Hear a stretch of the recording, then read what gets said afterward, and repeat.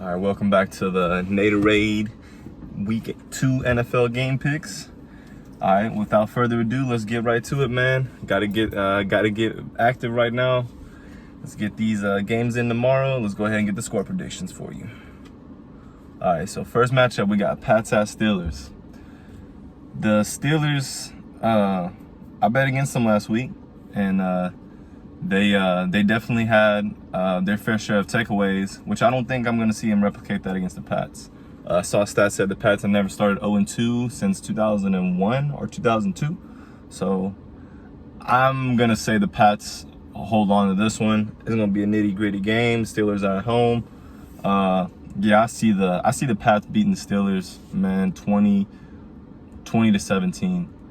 And now we go over the Panthers at Giants. I think the Giants were a lot better than people expected in that first game against Tennessee. But I think the Panthers let one slip away against Cleveland. So we're gonna see. I think it's a great opportunity. Kayvon Thibodeau comes back for the Giants, and then they already have that tackle, Evan Neal. Looks good so far. Saquon had a lot of running lanes. But the Panthers' defense is stingy, so this game could be a defensive struggle between two very overlooked defenses that are gonna probably have some Pro Bowlers both each year on their sides of their respective sides of the ball. So I don't know. I kind of like the I like the Panthers on the road. I mean, I see it being close. I'd say they're gonna get them 27-26. Now the Jets at the Browns. So this I don't think is going to be much of a fight. I think the Browns are going to beat them 37-21. Joe Flacco is just, I mean, if he ain't throwing a Anquan Bolden or what's this called, Dennis Pitta in Baltimore, I don't think he can really. I don't think he can do much. There's only so much he can do. They're trying to get their running game established, but Mekhi Becton is still hurt, so it's like they're relying on other O-linemen who might not run block so well, but we'll see. I mean, their defense look decent, but I don't see him stopping the Browns running game. So 37-21 Browns. Now we got the the Colts at the Jags. So the Colts at the Jags last year, they lost that qualifying game to get into the playoffs. So I see the Colts losing again this time. I mean, the Jags were competing with Jacksonville or the Commanders last week. I thought they were going to get them. Promising start for the young rookie Trayvon Walker. But the Colts they're definitely gonna be favored, Jonathan Taylor. But I mean, I know Matt Ryan, even when he was with Atlanta, he always had it in him to lay a few stinkers. So this will be a stinker, I think. I think the Jags are gonna win 27-23. And now we got to the Fins at Ravens. I don't think the Fins are gonna beat the Ravens. The Ravens are at home, and Lamar Jackson is just playing out of his mind right now. I can see Tua getting sacked a couple times. I'm going to say the Ravens are going to come out on top 29-21. 29-21. The Bucs at the Saints. Tricky game here. Brady 0-4 versus the Saints. He will beat them eventually, but I don't think it's going to be this time. I bet against the Bucs last week, and I was wrong. But yeah, I don't see his O-line holding up. I mean, I see it being similar to his first game against them in 2020 in the Dome. So I'm going to say the Saints hold it out, man, 31-27. No, 31-26. They're going to try to go for 2, and I think they're going to fail. So last points the Bucs will have is 26.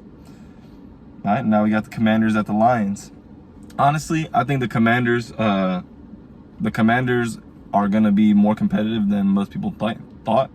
And the Lions, so far, it's going to take them a minute to actually get their momentum and get downhill with all their young players. So I don't see them beating the Commanders. They are at home, but I think the Commanders have a pretty stout running game. Wentz played good. It all depends who has the least turnovers between Goff and Wentz. I think maybe Wentz will have the fewest. So I think the Commanders win 31-27. 31-24. And now the Seahawks at the Niners. Ooh, the Seahawks, I think they're going to come out and rush Trey Lance, try to confuse him. But I do see the Niners sticking to their run game and try to run them off the field. Because Denver had success with Javonte Williams, but he just didn't get enough touches. I think they're going to try and run the ball down their throat. And Niners will come out on top in the end, I think 20-16. So we got the Falcons at the Rams. Like to see that matchup between Jalen Ramsey and the promising rookie Drake London. He had a good game week 1 against the Saints.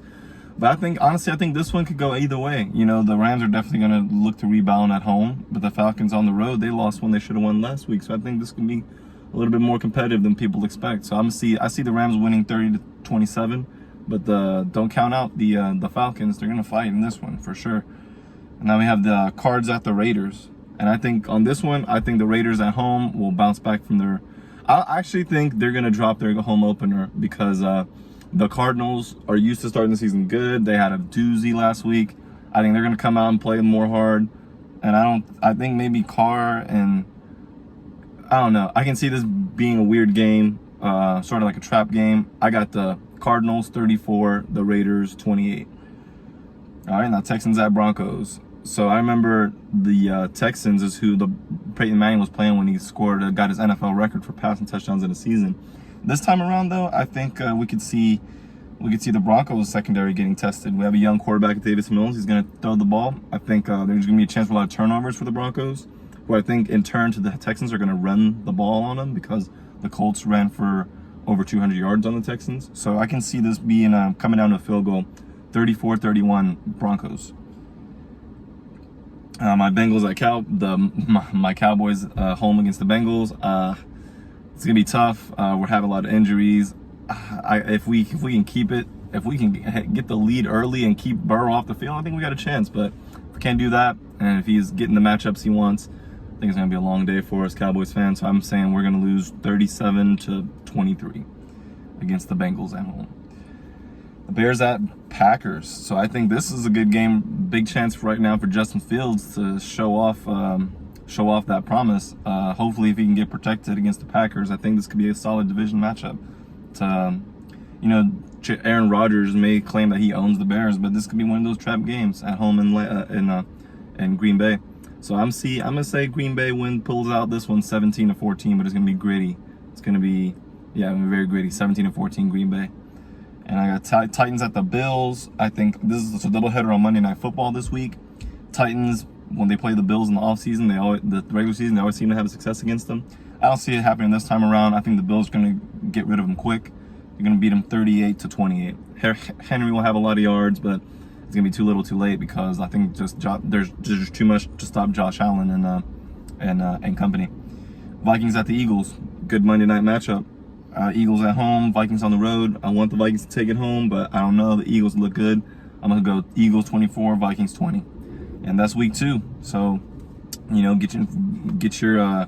get ready for an exciting week of football. The still early reactions to see how the teams are really going to be. But week 2, 3, and 4, we're definitely going to determine who the best teams are and who the mediocre, not so good teams are. I might be on that side with the team in blue this year. But man, thanks for watching. Without further ado, I'll holla at y'all next week, week 3. Peace.